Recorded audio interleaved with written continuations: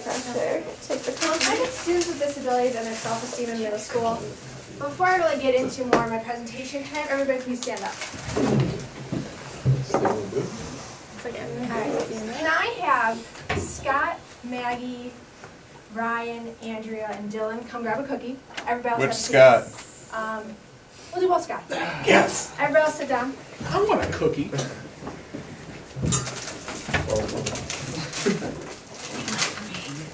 You better share with me. One. Just one cookie.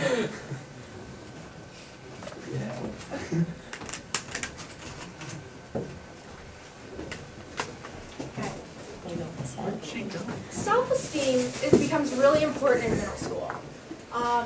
Major issues that come up with self-esteem are body image, peer pressure, academics. Can somebody tell me by raising their hand what some other types of self-esteem issues might come up in middle school? Did you say home life? Home life? Like if their parents are divorced, they could feel kind of bad about themselves, like losers. That's true. Wealth. Wealth. Wealth. Appearance. There's a lot of different things that be associated with self-esteem issues. Individuals with disabilities may experience more self-esteem issues than their peers. Oops, sorry.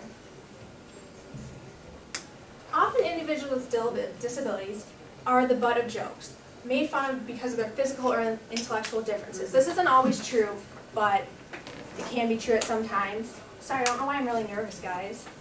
I just really am. We just gave you a hug. Oh, thank you. That's great. Okay. Positive self-esteem is an important skill to develop for students with disabilities, especially in middle school. In order to develop positive self-esteem, individuals with disabilities we need to help them develop friendships, learn appropriate social skills, and become self-determined. Because these are three main things that will help develop positive self-esteem. Now with friendship, interaction with peers is critical in developing positive self-esteem, especially in middle school. Individuals with special needs may develop negative self-image from negative interactions with other people in their surroundings. So this is where... They don't know if they're allowed to eat the cookie. Oh, nibbling on it. Sorry. Yeah, you guys can eat those cookies. So this is where friendship comes in. Friends are one of the most important parts of middle school. Students' social development and friendship is a part of student social development and a key component of positive self-esteem. In one of the studies I actually talked about when I presented on my article, it was Janice Chatsey and Kyung-Gun Han's article, Friendship Facilitation Strategies, What Do Students in Middle School Tell Us? And they actually looked into what middle school students thought about developing friendships with students with disabilities. These students actually came up with great ideas of how to actually help develop those friendships. I'm going to kind of present those to you guys again. It's kind of neat because these students actually thought of these ideas on their own. They didn't have to, it's kind of neat that they actually thought about this stuff because they weren't actually given these hints or anything. But one of the first things they said is segregation is unfair. Students suggested that putting students with disabilities in classes that weren't with their peers wasn't really fair. They wanted them to actually be in class with them, participate with them. The students were saying that, you form friends in general education classrooms. And when you force, well not necessarily force, when students with disabilities are placed in different classrooms, how are they supposed to form those friendships? Notice my little picture, he's kind of over in the corner there, guys. They also came up with teachers should come into classes to give more information to students about the disabilities. A lot of times students don't necessarily know what types of disabilities are. There's so many different disabilities out there. Not only are learning disabilities, emotional disabilities, behavioral disorders, mental disabilities, there's so many different things out there. It'd be kind of nice for teachers to actually come to the classroom and explain to the students, well, we are going to have your student coming into class. The student may have some special needs. Here's what's going on. So, if the student does have like an outburst in class, the students are more accepting and understanding of that because they understand where that's coming from. They also said that don't let students make fun of students with disabilities. This is they actually said, it's kind of interesting to me, they actually didn't say that they stopped other students from making fun of these students. They wanted the teachers to intervene. They wanted teachers to make sure that students with disabilities didn't get made fun of, take those students aside, talk to them specifically about why it's not appropriate to be talking to not necessarily just a student with disability, but other students too with the same kind of thing. It's not appropriate to be making fun of them. They also said they wanted to create programs where both students with and without disabilities can interact. They said a lot of times programs that are developed really don't necessarily provide the interaction that they would necessarily like. They said, why not create like peer mentoring programs where you kind of hang out with, you know, a friend with a disability for a day. Something like that. They just came up with these different ideas for that. They also said, use volunteer peer partners. Now that's one they wanted the students actually mentioned to be more aware of the peer parents, because you don't want to necessarily pair a student with disability with somebody that didn't want to work with them, because they'd have a negative experience and wouldn't necessarily get the best out of it. So you want to make sure you get students that are interested and really want to help out with this peer pairing. They also said group students with disabilities into their social networks. Social networks are a big thing. That's the groups of friends, you know, kind of like, not necessarily cliques, but you know, the people that hang out with each other are friends. Get them to interact with them. This not only helps them develop friendships, but connects later to developing social skills, because this actually works with them on different levels, because they're actually in there socializing and interacting with peers. Have students with disabilities tell the class about their disability. It's really important for the student to take kind of control of who they are and kind of accept what their disability is, and if they're willing to go out there and explain to everybody what their disability is, they are going to be more understanding and accepting of it as well. Not just let alone the teacher explaining it, but the students talking about it as well. And then kind of going along with the create programs was that they said they wanted clubs or after-school programs developed for students with disabilities. Because a lot of times students with disabilities aren't necessarily allowed to participate in all the activities that are established. So they suggested like doing board game clubs. You know, any type of activity that they can create that would get more people involved and just a lot more fun for everybody. And they also said, the last thing they said was, let students with disabilities ride on the same bus. A lot of times this isn't always possible because, you know, not every bus has wheelchair access, and if a student is in a wheelchair, we'd have to get them onto the bus somehow. But they like to, they said early, like they said in the article, that sometimes students look at students that take a different bus as somebody they don't want to interact with. They don't want anything to do with them because they don't ride on the same bus as them, and excludes them from going to after-school programs because they don't have access to the same bus as everybody going to certain activities. So it's kind of interesting that all these students came up with this. They kind of went along with talking about the support system of friends. Support system of friendship. Friendship can be looked at as a support system for individuals with disabilities. The support system helps a student out by supporting them in an emotional way, in an informational way, instrumental ways, and by providing companionship. With emotional ways, obviously friendships are going to help support students emotionally because you have somebody to talk to, you have somebody to interact with. A lot of these steps would help develop, a lot of steps that the students came up with actually help develop all of these support systems. So informational way, providing them a way to kind of work with each other, help each other out in the classroom setting as well as outside. Instrumental way would be more with the outside of the school situation because they're not necessarily interacting just in the academic world. And then providing companionship, because companionship is important with friendship, and you're getting more students to interact and have somebody, like I said before, to lean on, to be there to support you. Next thing would be social skills. Positive self-esteem is developed by the way peers see individuals with disabilities. Social skills play a part in peer perception. Any and all activities that involve two or more people require the use of social skills. And inadequate social skills often result in peer rejection and unpopularity. So, one of the resources I used suggested 4 main social skills to help students with disabilities be successful at home, in school, and in the community. These skills are the ability to join and enter a group. Now this is important because, say, you and 3 people are bunched in a corner talking kind of quietly, really close together. Obviously you're having an intimate, private conversation.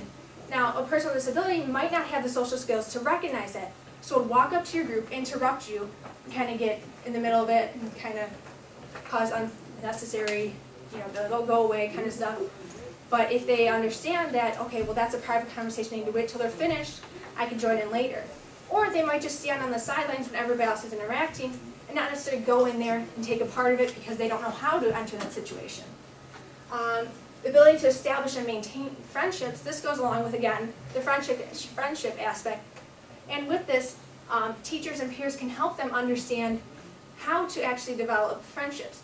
They can go over different ways, brainstorm different ways of how to do this, as well as practice in different roles, in different settings, kind of practice going out there and talking to friends and making friends. And the same thing with maintaining them, because you might not necessarily, if a student had a disability, they might not necessarily understand that, you know, friendship isn't just about, like, me. Friendship just isn't about myself. I need to be able to look at everybody else in the group, understand their needs, understand their wants. And with working with them, you want to make sure that they understand this kind of social skill and work with them again, like I said, the practicing and brainstorming. And then the ability to resolve conflicts. A lot of students with disabilities tend to not be able to resolve conflicts, and this plays a big part in social skills because conflicts arise all over the place. It could just be a simple argument over, oh, you threw that piece of paper at me, you know, kind of thing, or, you know, stop looking at my paper. But they might understand how to address that, and they could turn to more aggressive type things, where they're yelling profanities, hitting, storming out of the room, yelling really loudly. They don't, we need to teach them the appropriate skills for if they are upset about something or don't know how to handle a situation, they should ask for help. Or you can even teach them to use different skills. So maybe, okay, I'm angry right now, you know, I'm gonna step away. I'm gonna count to 10, step away. Or you can give them a type of card situation where every time they're upset or angry, they can pull out a red card, and you know that this is sometime they need time by themselves, and you can leave them alone for the time being. And then the ability to tune into social skills, it's just more or less all the social skills that are required. Social skills are required in everything, going to the grocery store, going to the movies, hanging out at school, hanging out after school. Social skills are in everything, and they might not be able to pick up on all those different social skills that are needed in those situations, so we need to help them learn those, how to pick up on those and use those to their advantage. Because like I said, with the social interaction, you know, they, like again, like I said before, they might not understand when to enter a group or when to leave people alone. It's important for us to work with them so they're able to pick up on that stuff and use that to their advantage. Now, self-determination. Self-determination is important not only in education but in positive self-esteem because self-determined people act as a causal agent in their lives. They act with intent to shape their futures and their destiny. So these, and having positive self-esteem means that individuals are in control of their lives. They are self-determined. Self-determined individuals really are in control of their lives. They know what they want. They're able to understand themselves better and work better, causing them to have a more positive self-esteem because they understand themselves better. In individuals with disabilities, it is important to develop self-determination so these individuals can take control of their lives, over their own lives. A lot of times, students with disabilities rely on other people. They rely on somebody else to do tasks for them. But when they become self-determined, they're able to take a part of this. And they're able to take more control of their own lives because they can take a part in every single task that they have throughout the day, making them feel more in control, making them have more positive self-esteem. And with being self-determined, if you guys want to, you can read this, I don't want to read it to you. But being self-determined, you have certain elements to it. Just an example, like choice and decision-making skills, those are part of it. And not necessarily, students with disabilities might not be able to actually take the whole control of it, but if they learn a certain step in the process of choice and decision-making, they're still taking a part of it and still have a more active role in their own lives, which would help make them have a more positive self-esteem. So, I just said that. And positive self-esteem in the middle school is vital to student success. Students with disabilities and students without disabilities need to be able to see themselves as great the way they are. But too often students develop a negative self-image or self-esteem. As educators, we need to help students break away from this negative self-esteem. Teachers must help students with and without disabilities develop a positive self-esteem. Students need to develop friendships, they need to learn appropriate social skills, and they need to become self-determined. It's up to educators to save these students from themselves. Teachers need to fill a child's bucket of self-esteem so high that the rest of the world can't poke enough holes in it to drain it.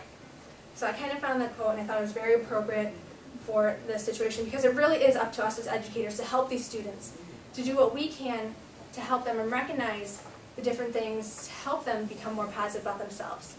Because middle school is a tough time for students with and without disabilities, and we really are there to help them out, and we need to do what we can to get them more positive. So, and before I ask for questions, how did you all feel that got cookies at the beginning of the presentation? Somebody that got a cookie, how'd you feel? Great? Full. Yeah? Full?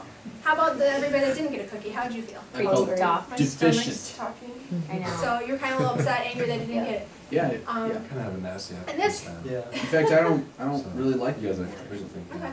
Well, see, that has a lot to do with self-esteem. I just picked people at random. I really had no rhyme or reason to who I picked to come up here for cookies. That's just something to kind of show you guys that self-esteem is everywhere. This, not getting a cookie really isn't that big of a deal to you guys, but to younger students, especially in the middle school, they might not understand why. They're like, what did I do? Did I do something to make them angry? Did I do something to make them upset? So I just kind of wanted to show you guys that there is self-esteem issues can be found everywhere and kind of thing. So, but everybody can have a cookie when they're done. So, right? You can have as many as you want. But does anybody have any questions? I would notice the slide where the students are coming up with ideas to sort of promote the relationships with. Did you honestly think that the answers that they gave were genuine? See, I did and I didn't. I understand, I think the wording for them was changed a little bit, but I think they did come up with the right ideas, that they do see some of them as being, okay, well, this is what we'd like to see. I really do think the students did come up with most of them on their own. There's possibly maybe a little bit of help. Is that what you're kind of getting at? No, I do you think that the students who gave the answers really meant what they said? I think so. I believe so. I think students generally want to become friends with students with disabilities, not just because they have a disability, but because they like who they are. They see who they are on the inside, not by their disability or by any physical impairment that they have. The reason why I ask is because of the way that kids act in the middle school. I find it very hard because I was often target of scrutiny, not just because I was the scrawny kid, not because I had a disability, but because I was, the easy target, And these were the same kids that in class were saying, "Oh, well, I'm a good student, and I respect others, and I'm nice to everybody, no matter what they look like or what they, or how they act and stuff like that." But then they turn around, and then they do this stuff, and it's not to blame them. That's what they do. It doesn't make it good. It doesn't make it a good thing, but that's what they do. So, do you feel like, that teachers need to take a more aggressive approach by saying that you don't do this, or there's a punishment involved?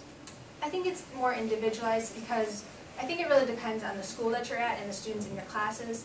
And I do know where you're coming from. Obviously, we were all in middle school. We probably saw about pretty much the same things. But with that, it really depends on the class and the students in it, because a teacher can recognize that the student's just a goody two-shoe in class, but then they see them in the hallway picking on people. They can kind of pick up on that and take that into their classroom, and not necessarily address that one student, but address the whole class on pretty much everything about why, just different things like that. Is this making sense? Yeah, I just really like the aggressive approach by stressing just the evil of it all. Just by saying that, catching a kid on it and saying, that is a very evil thing to do. Just really stressing how wrong it is, and almost making them feel ashamed of themselves.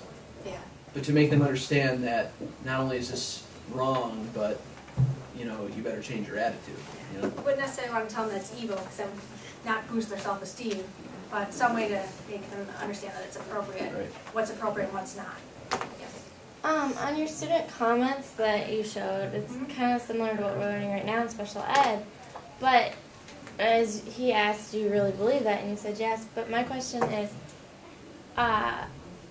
when I was growing up in middle school, I have a brother who's mentally handicapped, and everyone's always nice to him, but then also like the EMH program was separate, but we'd be in recess together or lunch.